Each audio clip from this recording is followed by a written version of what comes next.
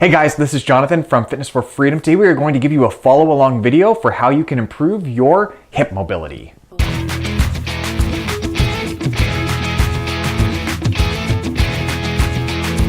So this first exercise is the assisted squat. So what you're going to do is try to keep your toes relatively forward. You're going to grab onto a post or a bench or something that's really stable that you're not going to be able to pull. And what I want you to do is to let your hips drop back, and I want you to get nice and low.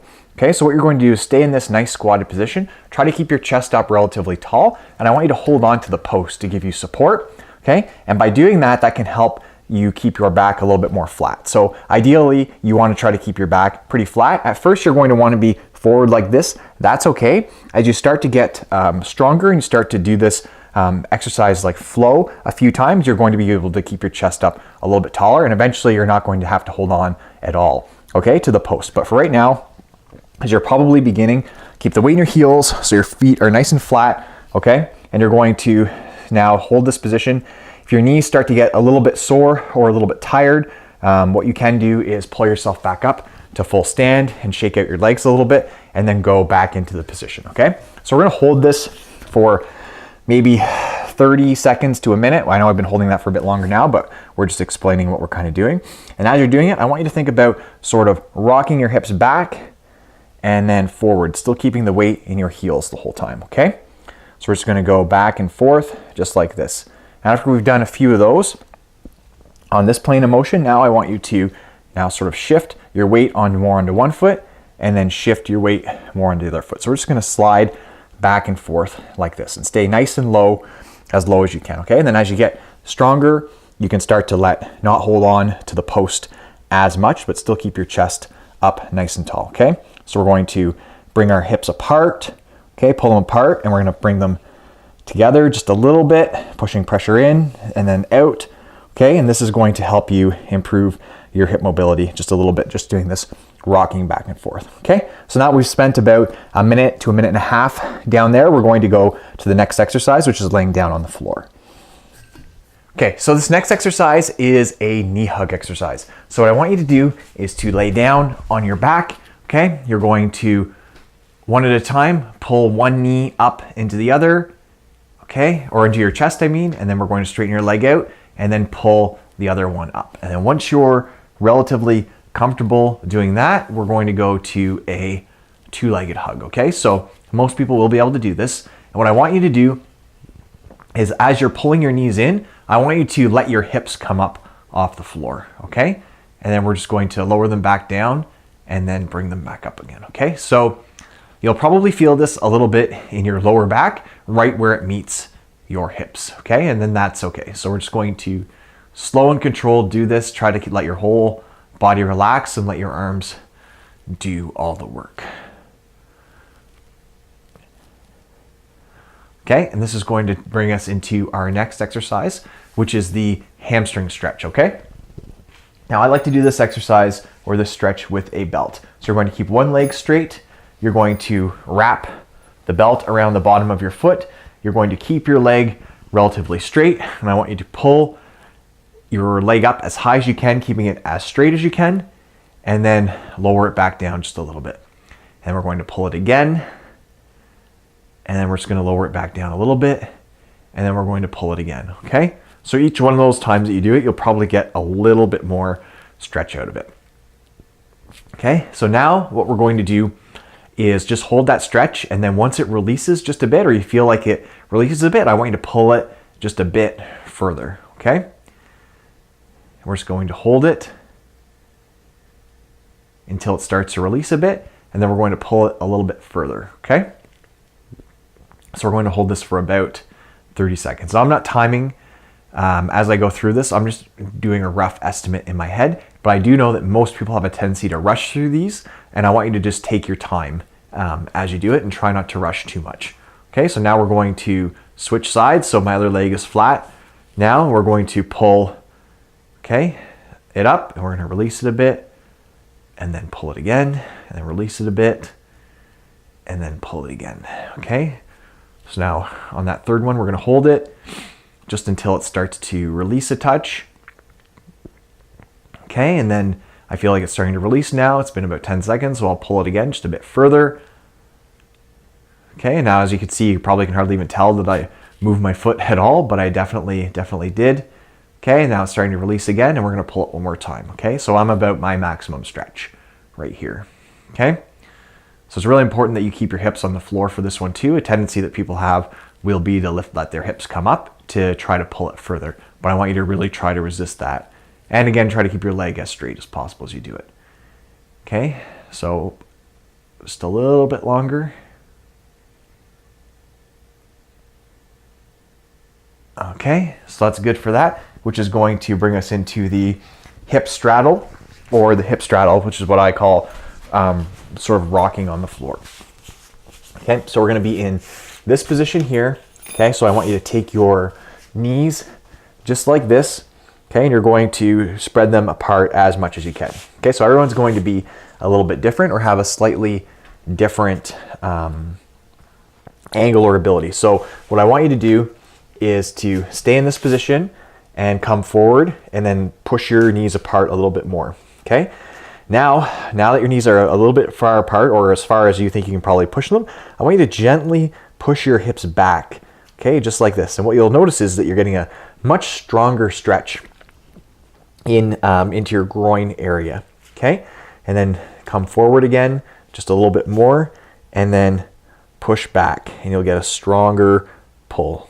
Okay, and then come forward, and if you want, you can push your knees a little further apart and then stretch out again.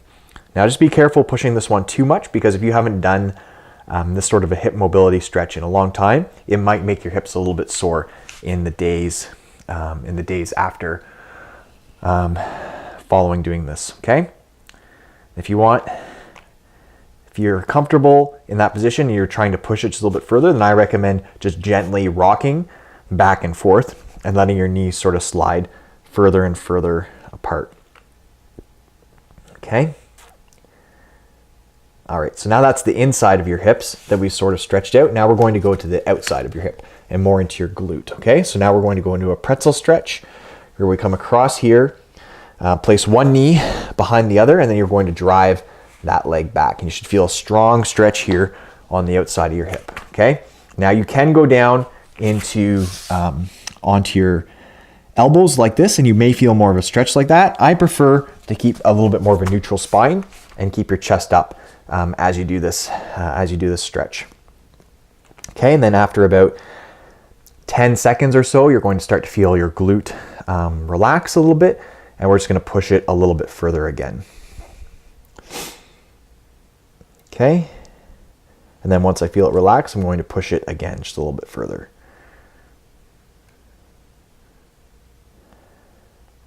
Now it's a good stretch for me. Hopefully you're feeling a good stretch as well. We're going to go to the other side now. So on all fours, cross one leg over, drive it back as far as we can. Okay, we're going to stay up, or we're going to stay upright for this one. Okay, so we'll do about 10 seconds-ish. And once I feel that muscle release, I'm going to push it back again. Okay. Now I'm starting to feel that muscle release again, and I'm going to push it back again one more time. I feel much more flexible on this side, which makes sense because I herniated the disc in my back maybe 7 or 8 years ago, and now the flexibility on my left side's not as high as the right side through my whole body. So it's something I've been working on for a long time to get better.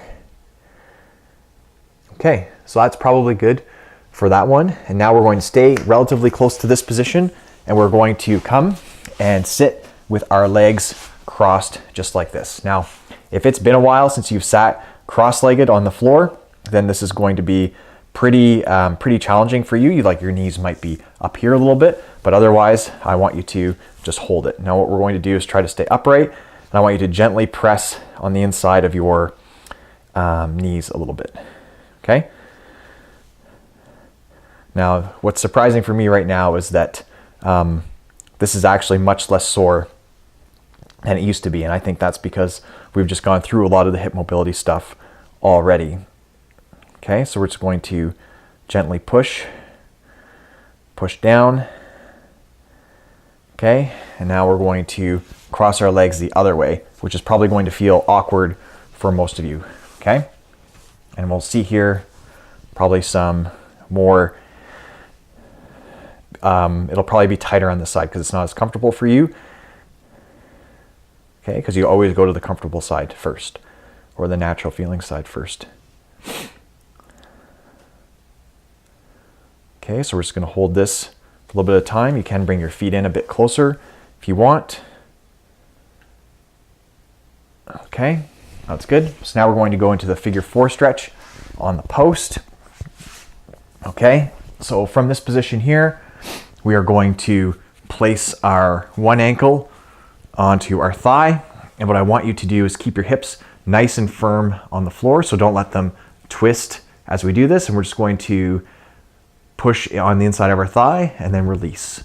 And we're going to push on the inside of our thigh again and release. And we're going to push one more time. We're going to hold it now in this position. Okay, so once we've done 3 little pushes in. Okay, so after I feel this sort of start to release a little bit, I'm going to push it again just a little bit further.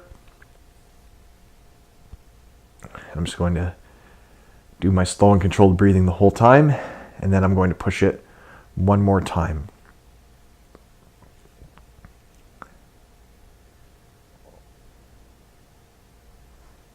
And relax. So now we're going to go to the other side, okay, where we're pushing onto ankle on our thigh, and I'm going to push it in as far as I can, and then relax, and then push it again, and then relax, and then push it again, and hold it.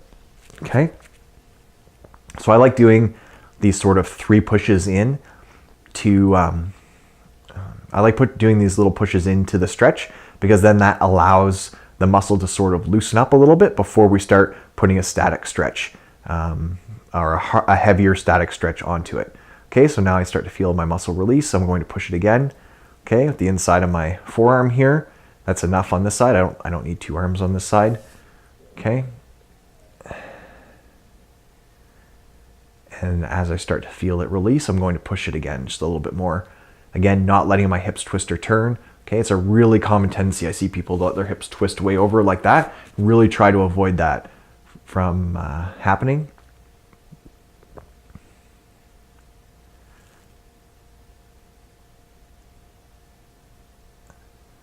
And that's good. All right, so the final stretch that we're going to go through is the dynamic hip flexor stretch. So to set up properly for that, you're going to find a chair or a bench or something, or the edge of a couch, something that's about the same height as the base of your glute, maybe a little bit lower than that if you find that you're really tight through the front of your thighs, okay? But you'll have to use trial and error to figure out which one's going to work best for you. So now set up so that you have one foot on top of the chair, so it's roughly the top of your foot, kind of where your ankle and your foot sort of meet, okay? And you're going to just let your front leg just kind of bend a little bit, and as you go down just a touch, you're going to keep your hips forward. So I don't want you bending forward like this as you go down, so stay as upright as possible and sort of drive your hips a little bit forward as you go down. And when you do this, you'll feel a really strong stretch through the front of your thigh up into your hip, okay? And then you can stand up nice and tall and then go back down again. So we're looking for about 5-second-ish hold at the bottom. We're just going to repeat that a few times. So one thing I notice is that a lot of people will do when they're doing this when they're doing this exercise to make it sort of not as effective, or I would even say incorrect, is they'll let their back kind of arch, and they're trying to drive their hips so far forward, they'll arch way, way back. So don't worry about that. Just try to stay as neutral as possible as you go down, okay? And then after we've done about 5 of these, and then slowly each time, I don't know if you can tell in the video, but I can get a little bit lower each one of these times because the muscle is really starting to loosen up a little bit as we do it. Okay, so that's good there. And now I'm going to switch sides. So it's the exact same exercise again. Okay, so we're going to set up in all the same ways, and then we just stay upright and dip down. Okay, and then we're going to stand up again and then dip down. And of course, as you become more flexible and more used to doing this exercise, what you can do is hold it for longer periods of time, and you can increase the height of the object So you can either increase the height of the object you're using for the dynamic hip flexor stretch here, or you can let yourself go down lower and lower, okay? But of course, to go down lower, you may have to hop forward just a little bit. So again, use trial and error to figure out which sort of position works the best for you, okay? It's almost always the case for a lot of these things because everyone's individual and your own needs are going to be different than someone else's. So you have to figure out sort of what works best for you. Okay, so let's do one more of these and then we'll call it a day for hip mobility. Good. So that's sort of a wide range of hip mobility exercises. I mean, it doesn't cover the whole gamut of your entire hip, but it's a very good start to sort of get you moving in all of the directions that your hips really should be able to go.